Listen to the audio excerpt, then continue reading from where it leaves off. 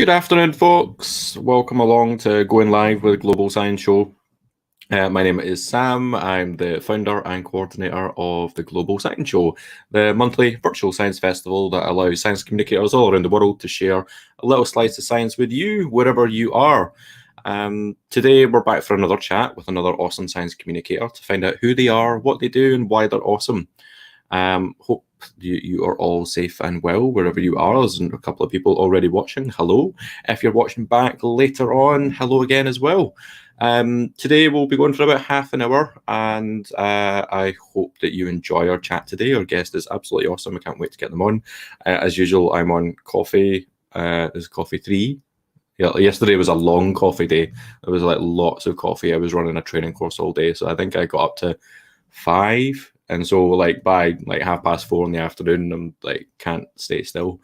Not going to do that today. After this half an hour, I'm actually going to take a bit of an extended break. And by that, I mean several days of a break, which is unheard of. Right, time to get our guest on for today. Our guest is a science communicator. I'll let them explain exactly what they do before I just give it all away. Say hello to our guest. It's Hana Ayoob. Hello. Hello. Sorry, I was going to do an intro then and then realised I was going to ask you to do it. That's all right. Hi, everyone. I am Hannah. I am a science communicator and an illustrator. Been freelance for about 3 years, which means I wear many, many different hats within those sort of 2 categories, vaguely. What sorts of things, like, what sorts of hats then? Like, what sorts of things do you do? So in terms of the illustration, I do both. So I make my own merch, which some of you might have bought online in the past. I also do client illustrations, so commissions for things like everything from logos to colouring pages.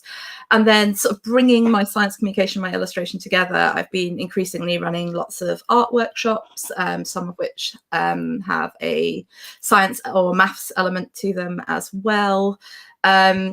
I used to do a lot of event production in the science communication category, but that has dropped off quite a lot in the last year, surprisingly. But I still do quite a lot of speaking, consultancy work, a bit of online event stuff, social media. The list, I swear, gets like longer day by day. Like, you're quite a new freelancer. Like, you've still got, I think, more to come. Oh no, definitely. Like, that list is already growing, and I'm doing things that I never expected that I'd be asked to ever do. But then when like I speak to you and other freelancers, you're like, yeah, like that long list of things that you get up to just continues to get longer and longer. Yeah. So that's like, exciting.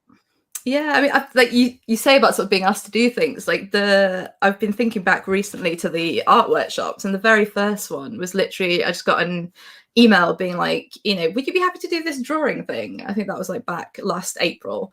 I think I've now run more arts and drawing workshops online than I ever had done before the pandemic hit, which has been brilliant, actually. Well, it's giving you that kind of like an easier, in a way, like an easier way to run them, because you've got access to an audience and like that are much broader and geographically as well. So. Yeah, I mean, even technically, because when you're trying to do, especially things like drawing workshops in person, you often have to have quite a lot of tech around to sort of, have a camera on what you're drawing and have it sort of projected up on screen and things like that. And in some ways, it's weirdly more intimate when someone's sort of just looking at your table, and your face at the same time in an online workshop. No, that's really good.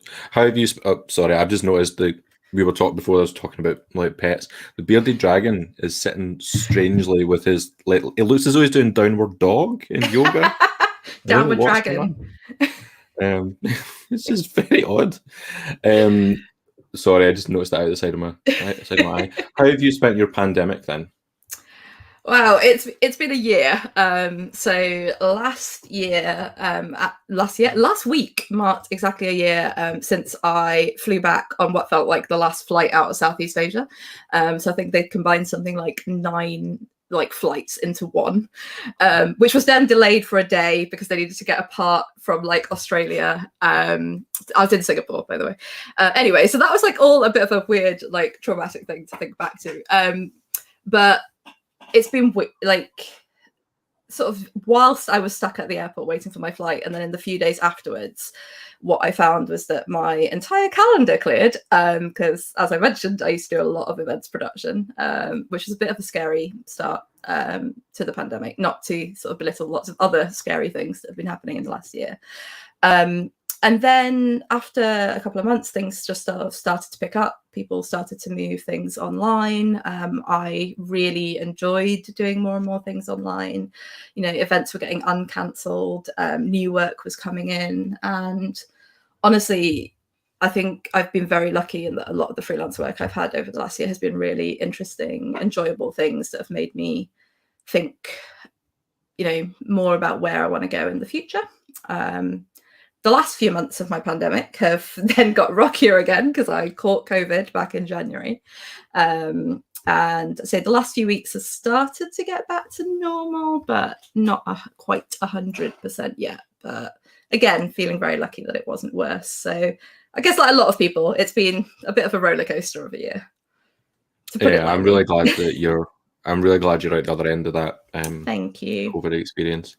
And you've had jab 1, right? I have. I've had jab 1 a few weeks ago. So I'll be getting my second jab, I think, towards the end of May. Yeah. I'm expecting jab 1 for me is going to be sometime in May. Like looking at the calculator. Yeah. Which is really exciting. Can't wait for that blue envelope to drop through the door up there. I got a text. Really... I still haven't had an envelope. So, oh, really? Yeah. But my GP is quite switched on with things. I mean, the reason why I've had the jab is because I've had a very close relationship with my GP over the last few years. So yeah, they texted me, I think, as soon as I was eligible for it. Awesome. No, that's really good to have that kind of really good connection there. Whereas I have no idea when it'll just appear one day. You mentioned, we've talked about like the art workshops as like a part of what you've pivoted to online, but like there's other aspects of workshops and events that you've done before. You mentioned event production. How have you found generally that pivot from in person to much more digital led events? I think professionally, it was quite a steep learning curve. I think especially. So I've done quite a few comedy events online, so both performing in other people's events, but also running my own. So including Zoology that I co-host and co-produce with you. And the other regular event I do is Say My Name, which isn't science communication, but by virtue of who me and my co-producer Shalaka know, it tends to lean towards people from science and academia. And I think, you know, it's been interesting because Say My Name, we'd done, I think, 4 or 5 gigs before pandemic hit. And then I think we've done 4 or 5 online. And so it's been interesting to see the difference in that. There's definitely pros and cons. I find with comedy, things don't land in the same way. I find that I've probably found the adjustment easier than others because I tend to do quite story-based comedy. So I feel like I can still tell a story. Whereas I think people who do more punchlines have struggled a bit more with that. Just that split-second delay can really affect, you know, how things are received. And whereas I think Zoology, you know, we've gone straight online, so I feel like we don't really necessarily have a comparison. But it's been amazing with both shows to be able to get in people from, you know, not only all over the country. I mean, you're in Glasgow, I'm in London. We wouldn't be co-hosting a regular gig in sort of in a physical space. But yeah, getting in acts from, you know, Ireland, the US, it's been really fantastic. And I think, you know, personally, Freddie sort of hinted at sort of health issues, but for me, like every event used to like require quite a lot of sort of health admin around it. So I'd have to take the day up to a gig really easy. There'd be a limit on how much work I could do, you know, which as a freelancer is tricky. And then I'd quite often know that, you know, say if I got home at like midnight, sometimes after midnight, you know, traveling back across London, that most of the next day would be a write-off. And so now I do really love showing up to an event like fully energized, whilst also having done some work that day, and knowing that I could like be in bed by 10 o'clock. It's amazing. Yeah, you can just switch the camera off and that's you. Yeah. I have found well, as you say, like we do a regular show that it just would never have happened if we weren't able to do it in this kind of digital form. Um, and like the chance to be able to bring in people to perform in these shows that are so like our next show we're going to the US, which is like to have someone there performing is just really exciting. But like the Science of the Drag shows that we do as well, that I do as well with Brendan and Carla, we in our last show we had someone live from Sydney as well as someone live from Mexico. So they're in totally Brilliant. different time zones, totally different times of the day, Yeah. but they were still able to contribute and be there live, which was just mind blowing to be able to do that. So I've really loved it from that aspect of things. I mean, speaking of like time zones, like the Global Science Show, like the range that you've had across the globe has been incredible. Still need to improve on that though as well, and still try to get more people from like a broader like part of the world. So a lot of it is still kind of heavily focused on the UK and Europe and a little bit into like India. Like it's particularly in India actually, there's quite a lot of science communicators from there who take part. But I'd really like to break into South America and into like the African continent as well. We've had some really good people participating there, but I'd like to increase those numbers. Hoping for our next one that we'll be able to do that as well. With some kind of live stream stuff, which will be really nice to try and help people. Brilliant. But that kind of brings me on to think about we've had this experience over the past year of running events that we never thought we would do this way, and we've opened it up to new audiences as well as performers. What do you reckon the new normal is going to look like when the world starts to open up again? So I won't lie, when I think about the new normal, like I definitely just start to get a little bit panicky. I think both as sort of someone who has anxiety and someone who has health issues, like I just start there's something about it, but personally I'm just trying to take it sort of 1 week at a time, and we'll see what happens. I mean, I will say a positive is that I think broadly speaking, and this isn't true of everything, but within SciComm people tend to be a bit cautious compared to say other events and other sectors, as you'd sort of hope we would be. But I think I'd really like online events to continue alongside physical events, both as sort of separate online and physical, but also with sort of hybrid events in between. And I think there's already chatter about how, for example, festivals, like science festivals, like it's shown what's possible in the last year, right? Like things that people have been asking for years, and it's often been like, it's too tricky, it's too expensive, and it's happened. I think knowing the realities of budgets, I am a little bit worried that things like streaming events might suddenly be deprioritized.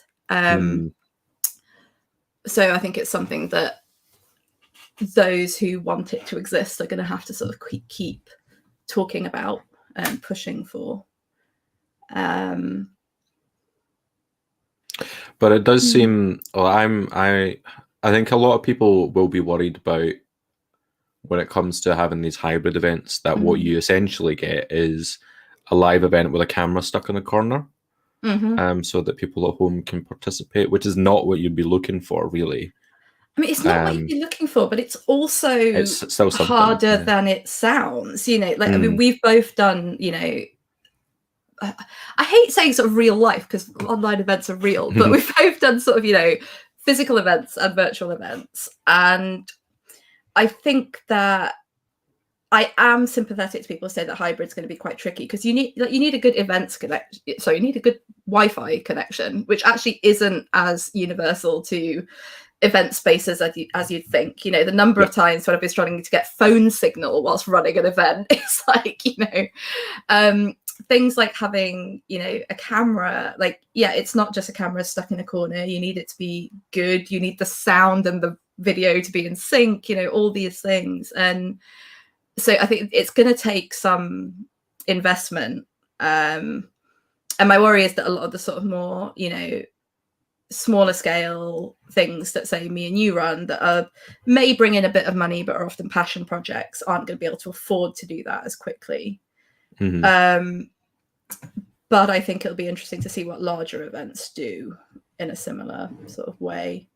But I also think there's an argument to, like I say, mix it up. So, for example, in an ideal world, I would like to see sort of some of the gigs I run, like going back and forth between, you know, say doing physical like 1 month, doing virtual a couple of months later, because like I don't want to lose the opportunity to like bring in guests from the US or from outside of London. Like that has been amazing. I don't want to constantly exhaust myself. Like this is the other interesting thing. Sorry if I'm jumping around a bit.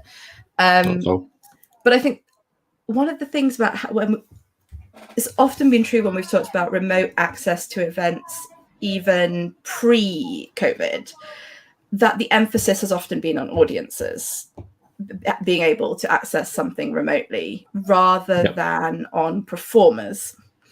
And I think that's going to be one of the things that needs a bit more work around hybrid events, is how can we make sure that not only the audience, but also performers can access things. Because I mean, even if we look at things like step-free access, like it's a lot easier to find a venue that has step-free access for the audience than it is to get step-free access to a stage.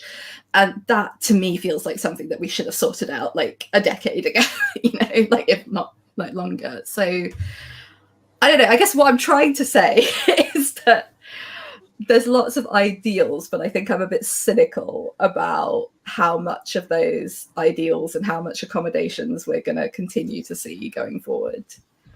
But cynical with absolutely the reason to be cynical, because of past experience and what we actually see happen in reality. Yeah.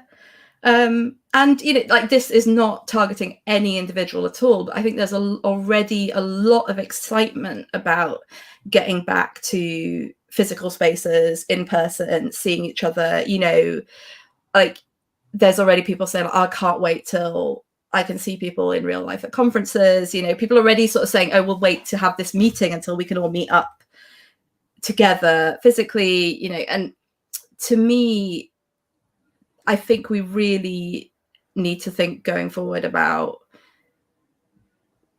keeping the virtual options open. Like, you know, it's been something I've been thinking a lot in the last week or so, because I describe how I'm feeling post-COVID to people and they go, oh, that sounds awful. And I'm like, this is how I felt most of the time before the pandemic hit, because I was so often just exhausted from like traveling across London for like a half-hour meeting, which if I'm being really honest, I'm going to like try to never do again, like in my life if I can.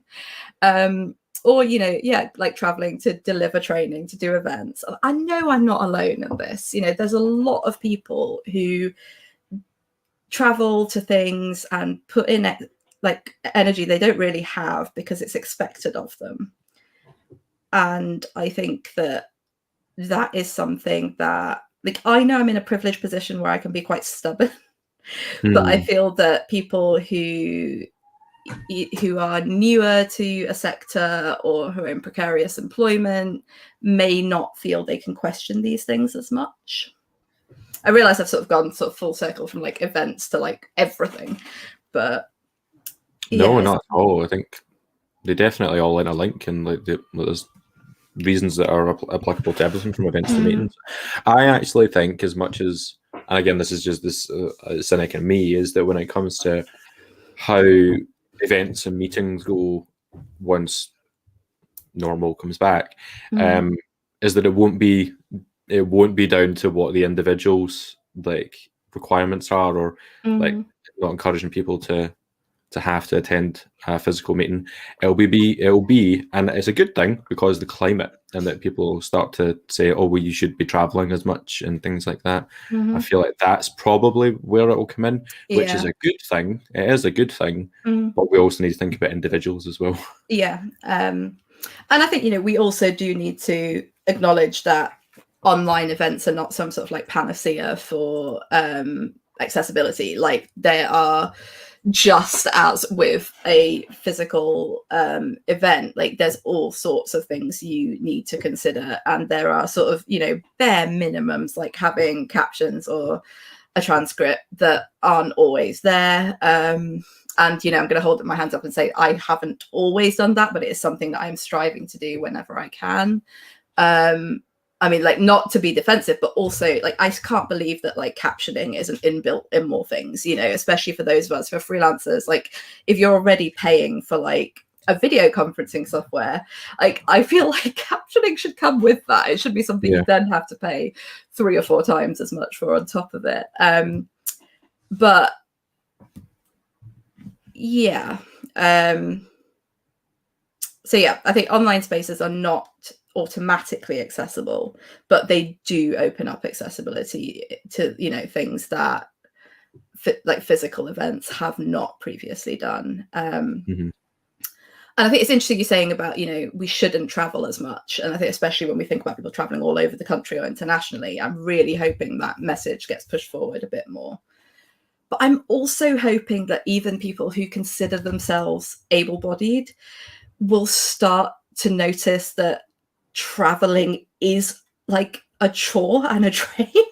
You know, I think because we've always just assumed it was necessary, that apart from those of us who do struggle with, you know, fatigue, pain, other issues, it's often just been an accepted thing. You travel, you know, and even sort of, for example, traveling, you know, 2-3 hours either way to an event in the same day is just accepted as a thing.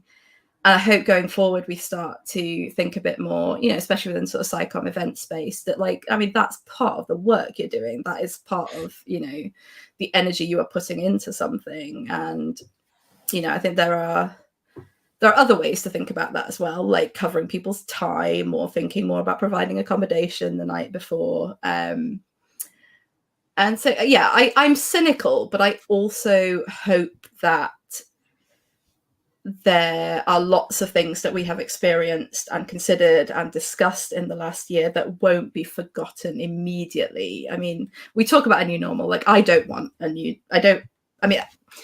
I want a new normal. I don't want to go back to normal. Like, and I personally, like, I will work very hard to make sure I never go back to my old normal. But I really hope that other spaces are also changing and reconsidering and doing things differently as well. Yeah, really hopeful. Good signs of it though, from conversations that are going on. So fingers crossed. We'll see what happens. It's 23 minutes past. Like, these like times go so quickly. I'd like to like just kind of bring us towards the end by talking about advice for newbies to science communication and to freelance in particular. So I know that people who are fairly new to the world do watch. What would be your advice to a baby SciCommer, especially those interested in freelancing? If you are interested in freelancing, I would say number one is find some people, or at least one person with a bit more experience, to talk to about money, because, like, we've chatted about this before, but there is such a variety in what people are paid out there. And I know this is one of the boring things of freelancing and of SciComm, but I think it's really, really important. Like, I know that there are events I did when I was early on in freelancing where people were paid 10 times as much as me. And that's not okay. I mean, we could have a long conversation about how that should never have happened from the, you know, perspective of the booker. But I would say, I think discussing money is so important in any freelance area, but also in science communication. And, you know, there are so many of us out there who are willing to talk. You know, you could drop me a DM or an email about a fee and I would be like, yeah, no, that's too low, quite quickly. And I know that, you know, Sam, you're similar. We know lots of other people who practice in, like, who work in a similar way.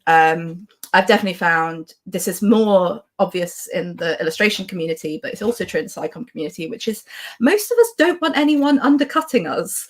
So, it's very much like a rising tide lifts all boats. So, I don't want to know someone has offered to do something for 1/10 of the price that I need to charge to make a living. And I'd very much rather they were, making their worth as well. So yeah, talk about money. But also, I guess, a lot of my freelancing advice I feel like is quite boring. But the other thing is sort of make sure that you have some sort of security when you start out. So there's different ways of doing this. It could be having a job, even if that job isn't science communication based. So you've got steady income whilst doing things alongside it. It could be making sure you have a certain amount of salary saved in the bank. Realistically, if you have a partner, family member, someone else who's able to, cover the rent, like that's a very privileged position, but some of us may have been in it and take it. But yeah, just make sure that you're doing it in a safe way, because freelance income can go up and down quite a lot. I for example, sort of after getting COVID, I would say I made 200 quid in February. If I didn't have savings and a buffer, that would be disaster quite quickly. On a more sort of fun note, one of the things that I often tell people, and this is in connected to sort of payment as well, is have your passion projects if you have the time and energy for them. I think passion projects are really important.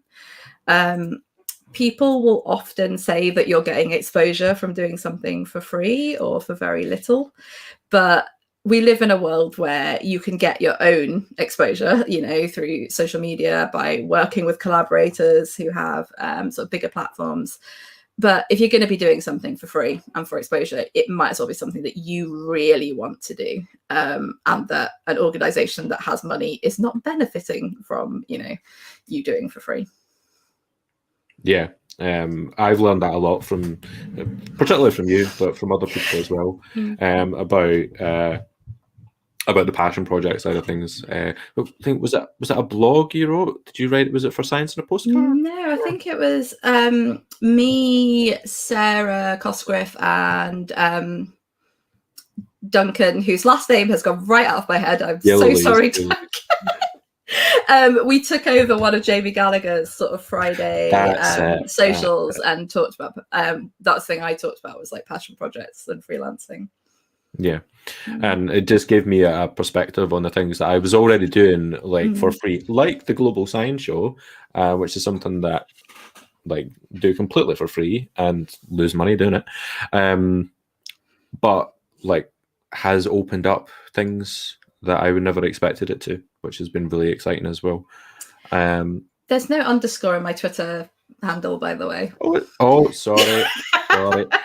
Just spotted that scrolling let's fix that, shall we? No, that's very good to know. There we go, fixed. Thank you so much for coming to have a chat with us today. Thank you for having me on. Not a problem. I think it will be very interesting to see what happens with events going forward, and I think things are going to change quite quickly. So I'm fully prepared to eat my words on any front, in a few months' time. Yeah. It's down to really what the big institutions, the big organizations decide to put their money in, really, isn't it? And that'll dictate what happens, which is sad, but hopefully it's for the better. Yeah. Right. Thank you so much again. I am going to kick you out of the stream. Bye, everyone. That I have. Thanks, Hannah.